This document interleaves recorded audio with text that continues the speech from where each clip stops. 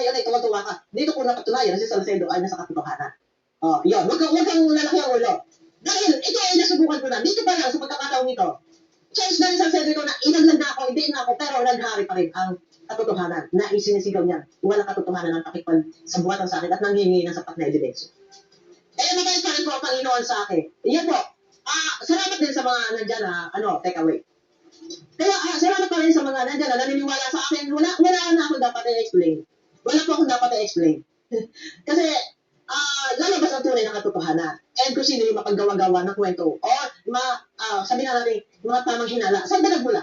May nag-screenshot, pinasa kay Ate Edna. Iba yung pagkaka-kwento ni Ate Edna. Doon sa pagkakabasa na. So, yan po. Dito naman po ako. Welcome po sa aking YouTube channel, Randy Channel. Pakisubscribe, like and share, comment dito sa aking video. Comment ko dito sa video sa aking channel, Randy Channel. Pakisubscribe lang po kayo, like, share, and comment. Okay? Hayaan nyo muna batiin kayo ng umaga, mga tanghali, mga gabi sa inyo lahat. Sana po nasa mabuti kayong kalagayan at palayo sa karamdaman.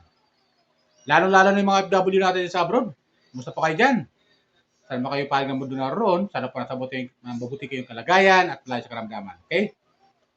So, tuloy tayo. Itong upload ko patungkol doon sa napod kong video upload ni Bupil Vlog na isang reactor ng Kalingap. Ito kasi si Bupil Vlog ay isang reactor na ibinubulgar lamang yung katotohanan kung gaano ba katotoo yung nangyari sa Danjoy Love Team. Kung ano ba nangyari sa sitwasyon ni Kalingap Dan patungkol doon sa Love Team ng Danjoy. Dahil ito si Kalingap Dan, couple viewers, ay nalaman dito sa social media na ito pala si Kalingap Dan ay nagkaroon pala ito ng jowa. At yung masama ka po viewers, magkaroon ng jowa si Kalingap Dan. Kasi unang-una binata. Binata siya. At pangalawa, yung jowa niya, buntis na.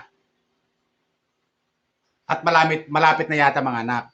Wala tayo doon, kapwa viewers. Wala tayong pakialam doon sa jowa niya Ang hindi lang nagtanggap ng tao, ng mga viewers na hinangaan, lalong-lalo na yung mga kababaihan, mga kadalagahan, na itambal siya kay Joy. Na pag-aakala ng nakararami ay ito'y walang jowa at karapat dapat siya itambal kay Joy.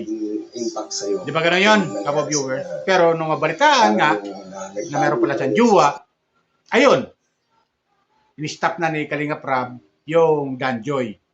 So, pinutol na dahil pangit ang imaheng ganun yung dating. Kasi, sabi nga sa comment section, dito sa comment section ka po viewers, ikaw Kalingap Dan, isa kang public figure. Hinahangaan ka nakararaming mga binata. Hinahangaan ka nakararaming mga dalaga dahil ikaw ay binata. At wala pang jowa. Kaya ang pagkakaalam na nakararami, pero nung mabalitaan, nagkaroon ng jowa, ito si Kangka po viewer. Nagkaroon siya ng jowa. Parang nawala lahat, bagsak lahat Kumbaga dito ka sa taas kapo viewers. Nandito ka na sa taas, biglang bagsak yung paghanga ng tao sa kanya Kapo viewers. Siguro, maaari sa kanyang channel, maaaring hindi maapektuhan kasi tumutulong siya. Ito kapo viewers. Ang sa atin lang naman, tumutulong siya si Kalingap Dan sa mga beneficiary din niya. Kapo viewers. Tumutulong din siya at marami siyang mga alaga rin, mga beneficiary na kailangan suportahan. Kaya wag din natin itigil yung pagsuporta doon kay Kalingap Dan. Yan naman sa akin lang. Pero pagdating sa love team ng Danjoy, suportahan ko yan na wag na ituloy. Wag nang ituloy. Pangit kasi. Pangit, panuorin, pangit sa isang binata na mayroon ng pananagutan Hindi siya karapat-dapat i-partner kay Joy. Si Joy ay dalaga at walang pananagutan.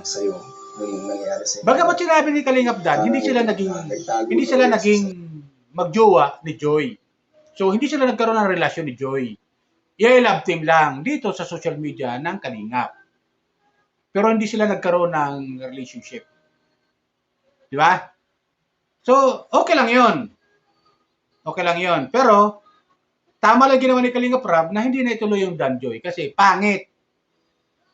Sa paningin ng mga binata, sa paningin ng mga dalaga na humahanga kay Kalingap Dan. Maapektuhan si Joy. Kawawa naman si Joy. Di ba, Kapo Viewer? So ito nangyari ngayon kay Bupil. Pinagkakaisahan siya ng iilan na ayon kay Bupil ay yung ibang reactor ay tamime dahil takot masipa.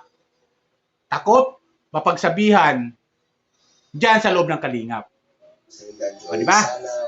Takot. Sa dating naging impact sa'yo. Kasi nga, nasa loob sila ng Kalingap. Hindi ka katulad ko viewers, mga Kapo Viewer, di katulad ko, di ako member ng Kalingap. Isa lang akong viewers, subscriber ng Kalingap, tagahanga ng Kalingap. Pero, eto, nagko-comment ako dito sa video, kung anong nararapat. Katulad ginawa ni Kalingap Rab, humahanga ako sa ginawa niya, na-stop na yung Dan Joy. Kasi pangit na imahe si Kalingap Dan sa love team nila ni Joy. Kasi meron na siyang pananagutan. Hindi na siya single. Bagamat di siya kasal, masasabi na rin natin siya, magkakaroon na siya ng anak. Kasi buntis na yung kanyang jowa eh. May pananagutan na siya at mayroon siya ng responsibilidad. Maging ama na siya, magiging tatay na siya. Hindi katulad ni Joy, dalaga. So pangit, di ba? So yun lang sa akin, Kapo Viewers. Ito panoorin natin video upload ni Bupil. Ano sinabi niya? Kasi ayon sa balita, umalis na si Bupil sa Kalingap. Ito pagkaya natin. Kay Kwakwak, naputak ng putak. Ano, teka, may natawag. Teka muna, baka wala ka ba yung tumawag? Kwakwak, naputak ng putak. Teka nga muna. Iahagip ko na dito, guys. Sandali, iahagip ko na dito, ha? Yan. Ano sabihin niyo? Ang mapanood mo rin sana si, hello? Mamaya. Nakasalang ako sa camera. Mamaya ka na tumawag. Sige, gusto. Ay, nawala tuloy tayo. Panoorin ninyo. Hindi ko pinapromote. Ito lang ay bilang, kasi kakakunin ko yung issue na di naman ako yung nakikita sa buwatan. ang mali nito kay Salcedo, guys. Kung ako sa iyo, dapat chance mo na yun eh. Na talagang, ayunan mo na lang yung sinasabi natin. Ayunan mo na lang yung sinasabi natin na, nakikita sa buwatan niya sa akin. Chance mo na yun. Para talagang ako'y mapasama. Pero sorry ka na, kailang video ka na. Tsaka hindi naman kailangan mag-explain kung sino pa man. Kasi sabi ko nga, hindi ko kailangan mag-explain dahil, taong bayan ang masasabi. Pero sabi ko nga sa inyo, explain mo ko, mas lalo akong pinatalas. Sinubok na ng panahon at ng pagkakataon. Yung iba may nagtatanong, okay ka lang ba? Nasa iyo na lahat na ano yung issue, yung issue kay Kalingap Dan. Sa iyo na lahat, natambak ang issue. May nagtatanong, okay ka lang ba? Naawa ko sa iyo. Huwag mo kayong maawa sa akin. Huwag po kayo maawa sa akin. Dahil mas maawa po kayo sa akin kung talagang ako po ay gumawa po ng isang pagkakamali na nagkaroon ng pakikipagsabuatan sa Kalingap. Doon po kayo maawa at doon po kayo manghinaya. Ano po? Dahil yun, ako nga po hindi ako nakakaramdam ng nervyos, ng kaba, ng stress. Hindi ako nakakaramdam kasi ang galing ako Panginoon kasi mas kalmado ang inyong lingkod. Kasi ano ito yung ginawang mali eh. Kaya hindi ito makaka-apekto sa ating kalusugan na ma-stress tayo. Ang nangyari po ay ginawan ako ng kwentong walang katotohanan na sa halip sana ito ay malaki na pag-usapan. Pero sabi ko nga paulit-ulit tayo, hindi ako nag-expect po na talagang maganda po yung sasabihin na sa inyong abang lingkod. Na po, siguro naman, ito ay malinaw na. Malinaw na. Diyos ko, malinaw na lahat ng ito. Ang malinaw nito, wala nang Salcedo na to. Alam niyo, chance na niya na higit ang nakakaganti sa akin. Pero ang akin lang, ito ako na nandun kay Grata, nandun si Latin Malo, nandun yung ibang mga reactor, yung mga karay pa nandun, yung mga taga-striker, nandun din. Nandun sila, may mga taga-bios na nandun din. Ito yun eh. mali yung pag-intra, yung sabi, kasagsagan kasi merong issue. Impact sa'yo. Nandun doon sa issue. So, gusto patayin yung issue. Kailangan patayin yung issue. So, nagsanga-sanga, nag-ingay. Si appointed president, si Kuya Brooks, kung ano-ano na yung mga pasabog daw, kung ano-ano mga lihis-lihis, no?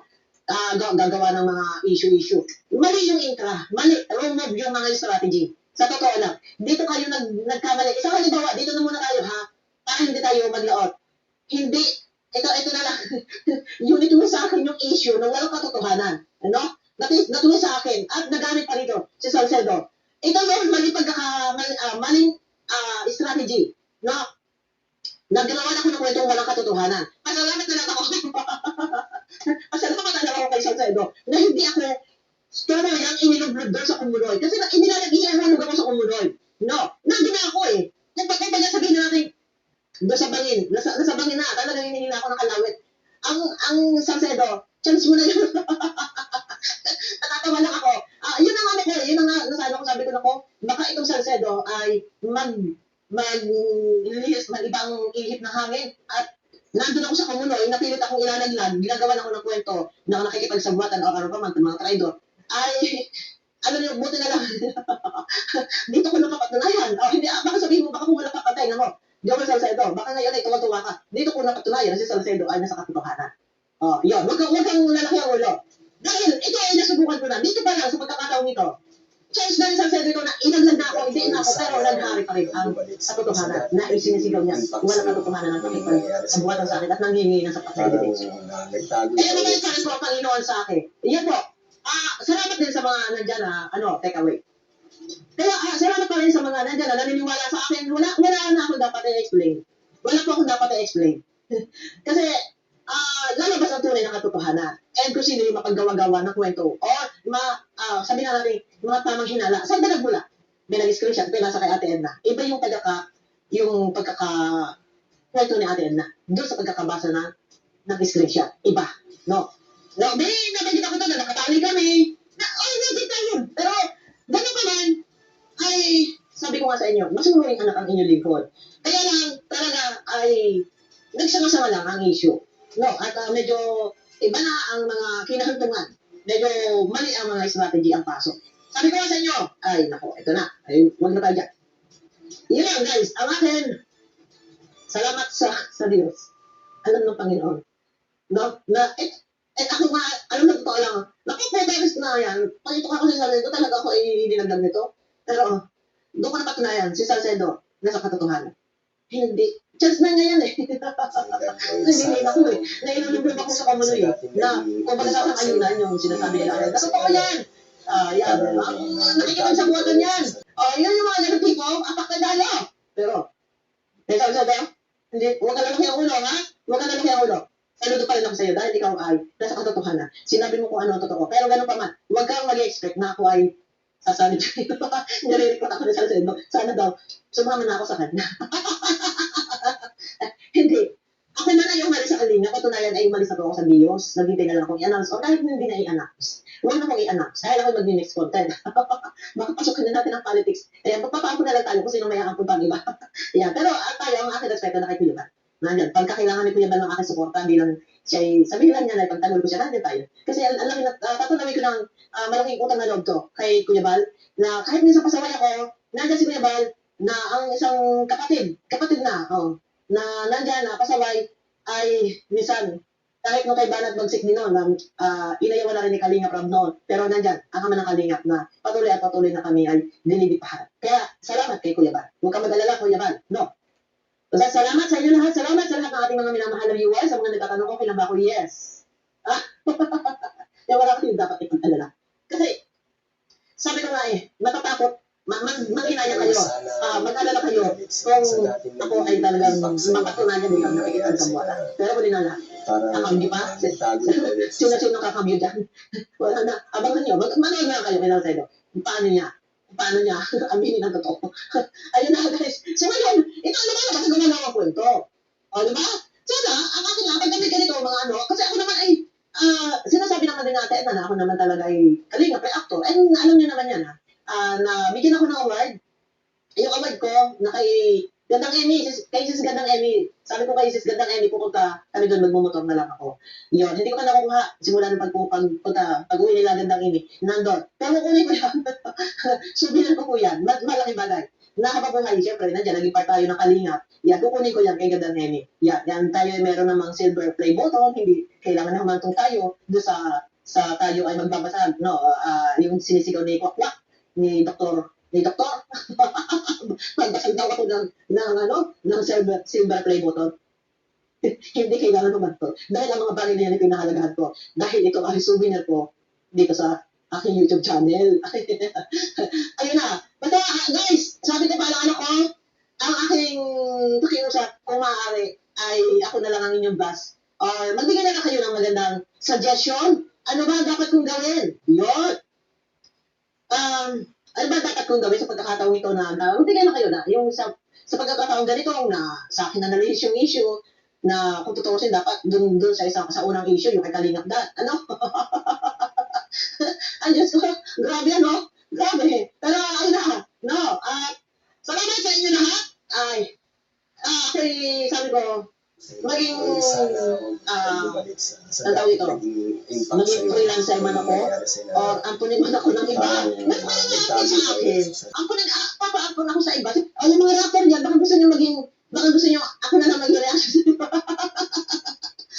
Hindi, kung naman tayo, baka mag-mix content po tayo, saan man tayo mapagpad ng aking channel. Yan lagi ko sinasabi. Ang inyong likod ay hindi po labanak, hindi po suwail na anak.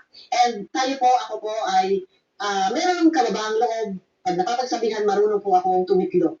Marunong po ako magpakumbaba at marunong po akong humingi ng pasensya. Ng sorry, yan. Hindi po dapat tayo laging pagka gano'n ay agad siklab, yung siklab ng galit agad ang hiniwan. Hindi po.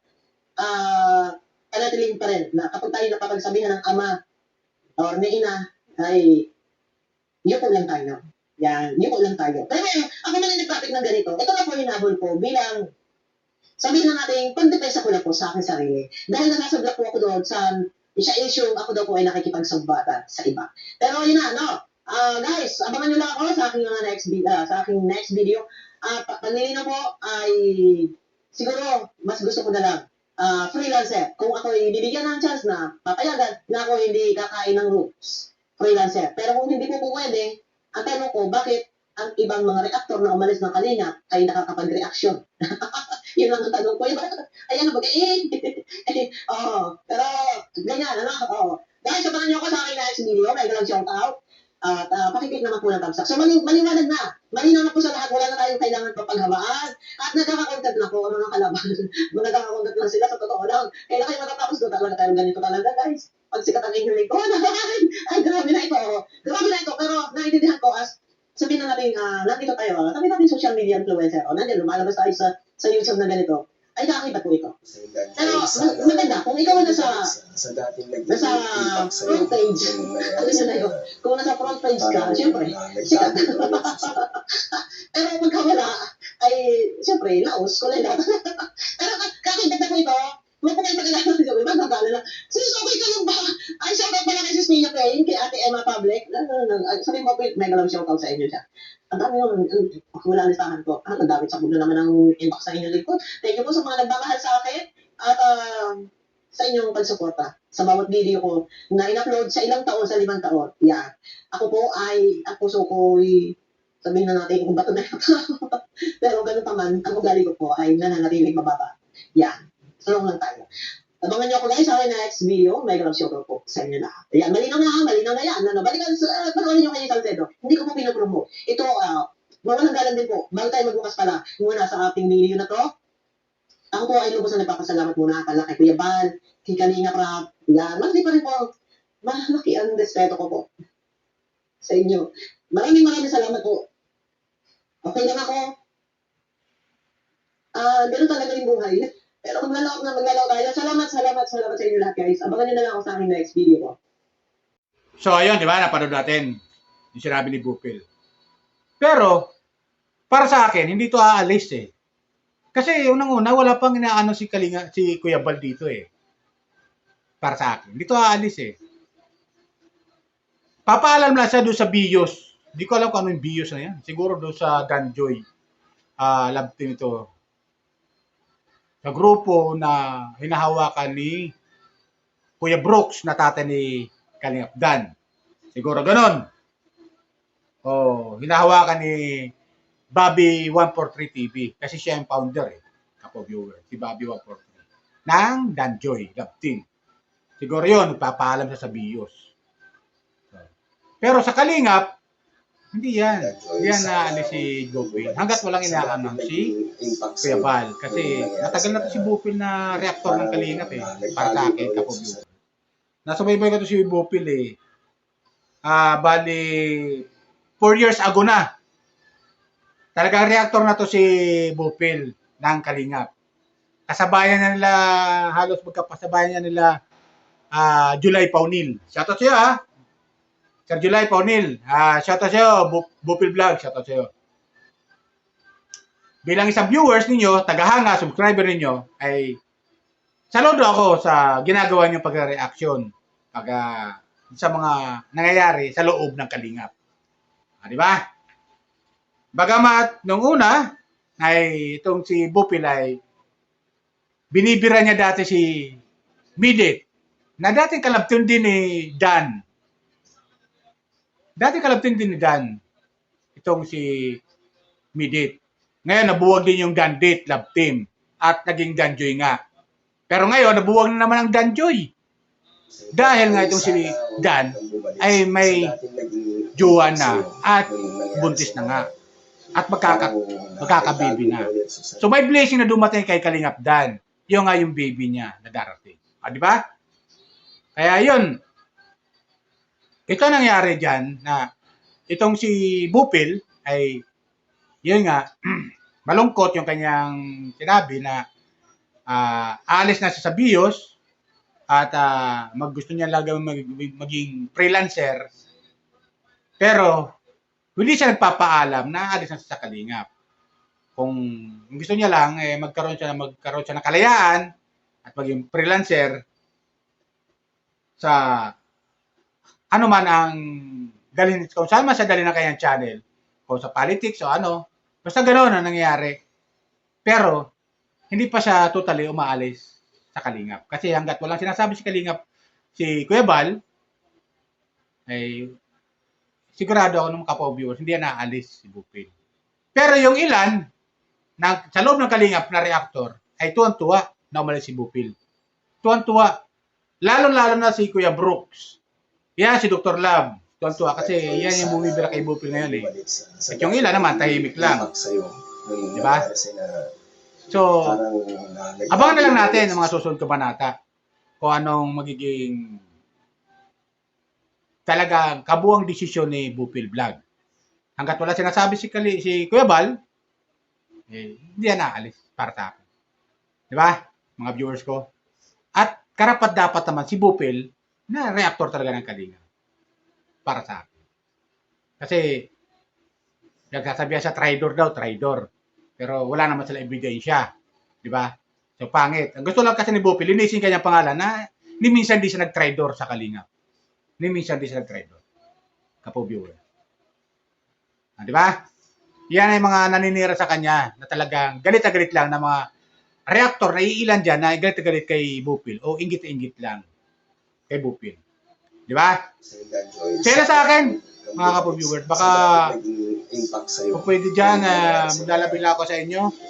Baka may nanonood dyan dito sa aking channel na taga-Kalingap, mga viewers ni Bupil Vlog, Dr. Love, mga viewers ni Kuya Brooks, at viewers ni Kalingap Rab, viewers ni Kuya Bal, at Edna, Ate Jack, ay pakisubscribe lang po kayo, like and share din sa aking video upload. Comment ko sa dito sa video. Welcome po kayo sa aking YouTube channel. At ganoon din kay Pugong Biyahero, Daddy Frankie, Ka-Business, Papa Dins TV, tsaka si Kapobreng Vlogger, Katekram. Shout out sa inyo. Okay? Ganoon din kay Kuya Bal, Atid na Ate Jack, Kalingap Rab. Shout out sa inyo ng mga viewers nila. Okay? Yan lang po. Bye. Ingat po lagi. Pagpalain po tayo ng pumitapad. Bye.